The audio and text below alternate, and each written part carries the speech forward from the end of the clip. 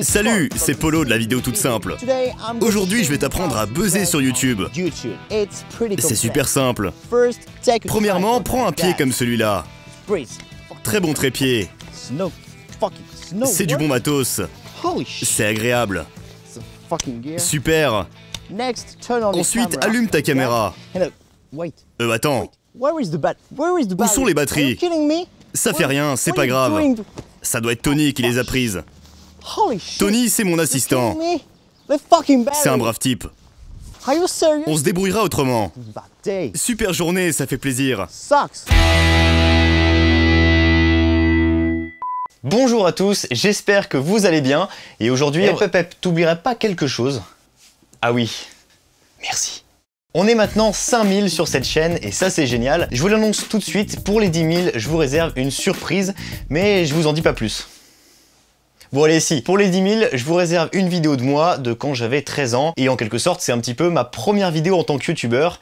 Ça se fait, non? Bon, aujourd'hui, je vais vous montrer comment reproduire le doublage de certaines émissions américaines qu'on voit parfois à la télé. Alors, quand je dis doublage, c'est un abus de langage, on parle ici de voice-over. Dans un film, une série ou un documentaire, quand on entend le personnage, l'intervenant parler en arrière-fond, c'est pas du doublage, c'est du voice-over, littéralement voix par-dessus. Le voice-over est très utilisé dans certains documentaires et parfois dans des films pour certains pays, puisqu'il est moins cher et beaucoup plus simple à reproduire. On n'a pas essayé de calquer pile poil les mots par rapport aux lèvres, puisqu'on entend l'intervenant parler derrière et on comprend aisément le ton qu'il a voulu employer à la base. Pour reproduire ce qu'on voit parfois dans certaines émissions américaines, je me suis ici amusé à me filmer une première fois en parlant en anglais et ensuite en enregistrant la traduction, plus ou moins précise d'ailleurs, avec un micro voix off et en français. La petite difficulté ici, c'était peut-être de reproduire la voix française qui est souvent un peu forcée et un peu monocorde. Par exemple, on va pas dire ça fait rien, c'est pas grave, on va dire ça fait rien, c'est pas grave. Bon, une fois que tout ça est fait, on peut passer sur Premiere Pro.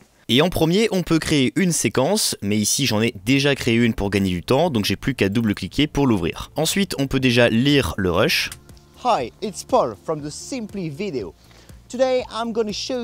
Heureusement que le ridicule ne tue pas. Voilà donc la blague où je galère à déplier le trépied. Voilà, donc on l'a deux fois le fucking gear et on le veut qu'une seule fois.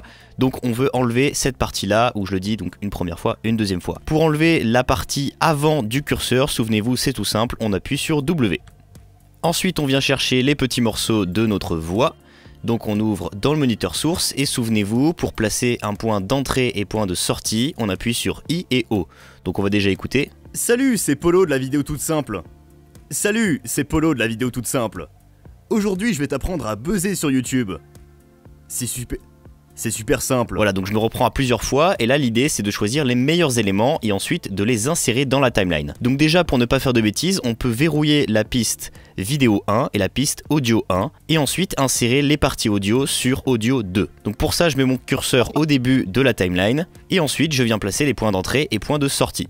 Salut, c'est Polo de la vidéo toute simple. Non, je préfère le deuxième. Salut, donc I Polo de la vidéo toute simple. Et O.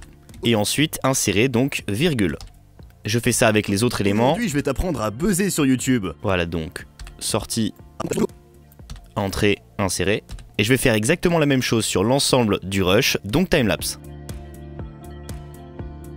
Voilà, on vient d'importer tous nos éléments audio dans la timeline. On peut déjà prendre l'ensemble des éléments et les décaler à droite. Et ensuite, on peut écouter ce qui se passe en anglais et venir réinsérer la voix française juste après. Donc par exemple ici, on peut écouter. Hi, it's Paul from the Simply Video. Et l'idée, c'est de commencer à entendre la voix en anglais et juste après, l'entendre en français. Donc par exemple ici. Hi. Voilà. Et ensuite, on insère à cet endroit-là la voix française pour qu'elle commence juste un petit peu après. Hi, it's Salut, c'est Polo de la vidéo toute simple. Et on fait ça encore avec l'ensemble des éléments sur la timeline, donc re-timelapse. Bien, les éléments audio de la voix, donc du voice-over, sont désormais à peu près bien placés. Voilà, c'est pas non plus du travail millimétré, mais c'est à peu près placé. Et maintenant, je peux décocher mes pistes verrouillées et maintenant verrouiller la piste à laquelle je ne veux plus toucher puisque les éléments sont bien placés. L'étape suivante est assez simple. On va repérer simplement les moments où je parle en français et à ce moment-là, venir placer des petits points au début et à la fin de chaque moment où je parle. Donc on appelle ça des points clés. Donc je me mets au début, point clé ici, flèche de droite pour avancer un petit peu, repoint clé. Je me mets à la fin, repoint clé, et repoint-clé, et je vais faire ça sur tout le reste, donc encore une fois, timelapse. Une fois que tous ces points clés sont placés, il ne reste plus qu'à regarder à quel moment je parle, et à ce moment-là, baisser la barre de l'audio, donc baisser le gain audio. Alors à peu près, on va essayer avec moins 9 décibels, et on peut lire pour voir le résultat. Salut, c'est Polo de la vidéo toute simple. Ouais, c'est pas mal. Donc on fait la même chose avec tout le reste des éléments.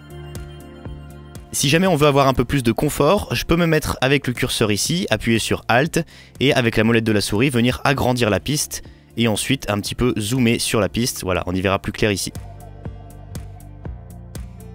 Une fois que ce travail est fini, je peux venir insérer des petits fondus audio, ici, là et là, pour que l'audio passe un peu plus en douceur. Donc pour ça, je verrouille la piste vidéo, et ensuite je fais appliquer les transitions par défaut. Et voilà, on vient appliquer des petits fondus audio ici et là. Et dernière étape, donc je peux ramener ma piste un petit peu plus petite ici, déverrouiller la piste de la voix, et ensuite je viens sélectionner l'ensemble de mes éléments et regarder à combien je peux augmenter le gain pour entendre un petit peu plus fort. Donc on peut lire amplitude de la crête, moins 5 décibels, ça veut dire que si j'augmente l'ensemble de 5 décibels, eh ben rien ne pourra saturer.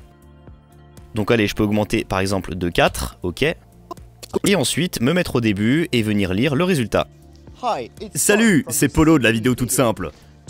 Aujourd'hui, je vais t'apprendre à buzzer sur YouTube. C'est super simple. Premièrement, prends un pied comme celui-là.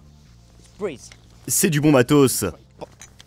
Etc, etc. Vous connaissez la suite, vous l'avez vu au début de la vidéo. Voilà donc pour le montage qui était plutôt rapide au final sur Premiere Pro. Voilà, j'espère que ce tuto vous a plu, j'espère qu'il vous sera utile. N'hésitez pas d'ailleurs si vous avez des idées d'autres tutoriels à les mettre en commentaire. Merci d'avoir regardé cette vidéo, n'hésitez pas à vous abonner, commenter, partager, liker. Et à très bientôt sur la vidéo. Tout simplement.